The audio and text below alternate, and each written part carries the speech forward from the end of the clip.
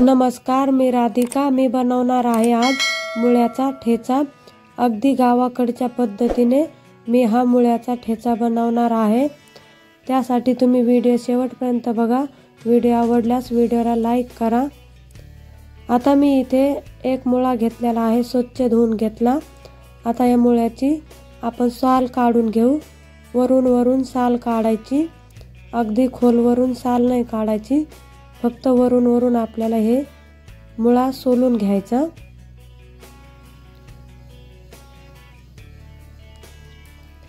आता मी इथे मुळा सोलून घेतलेला आहे। आता या मुळ्याला आपण किसून घेऊ, किसणीनं कद्दूकिस करून घेऊ।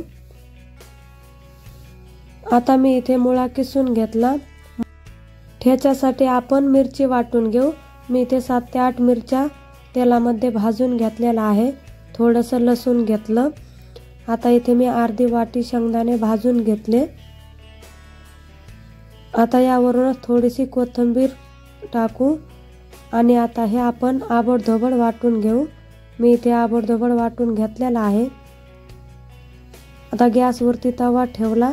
तव्यामध्ये 1 ते 1.5 पळी तेल टाकायचं। आता मी इथे 1.5 पळी तेल टाकलेलं आहे।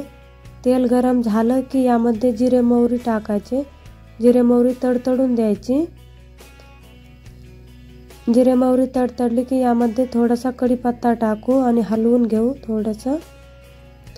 आता यामध्येच आपण जो मसाला वाटलेला आहे ना, मिरची, ती मिरची सुद्धा टाकून देऊ आणि एकदा खाली वर करून घेऊ।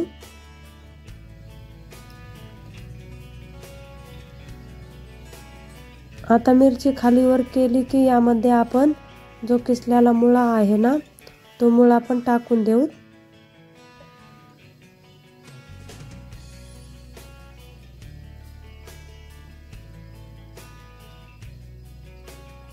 आता मी इथे मुळा टाकलेला आहे। आता हा मुळा पण आपण चांगलं मसाल्यामध्ये, मिरचीमध्ये परतून घेऊ, खाली वर करून घ्यायचं।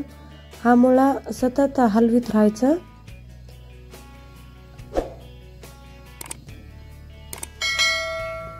आता यावरूनच आपण चवीनुसार मीठ टाकून देऊ।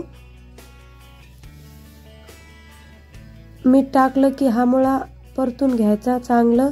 मीठ टाकल्यावर मुळ्याला पाणी सुटतं, त्या पाण्यामध्येच आपल्याला हा मुळा शिजून घ्यायचा आणि हे मुळा सतत हलवीत राहायचं। तुम्हाला जर रेसिपी आवडत असेल तर व्हिडिओला लाईक आणि चॅनलला नक्की सबस्क्राईब करा। अगदी सोपी पद्धत आहे। गावाकडे अशीच पद्धतीने मुळ्याचा ठेचा बनवला जातो।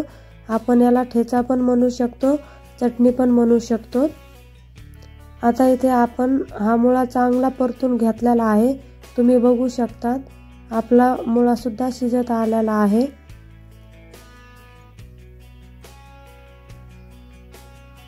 तुम्ही सुद्धा ही रेसिपी एकदा नक्की ट्राय करा, नक्की बनवा। खूप सोपी पद्धत आहे, खायला खूप चवदार लागतो मुळ्याचा ठेचा। ज्याला मुळा आवडत नसेल ना, तो पण हे अगदी चवीने खाईन, इतके भारी मुळ्याचा ठेचा होतो। आता इथे आपला मुळ्याचा ठेचा बनून तयार आहे।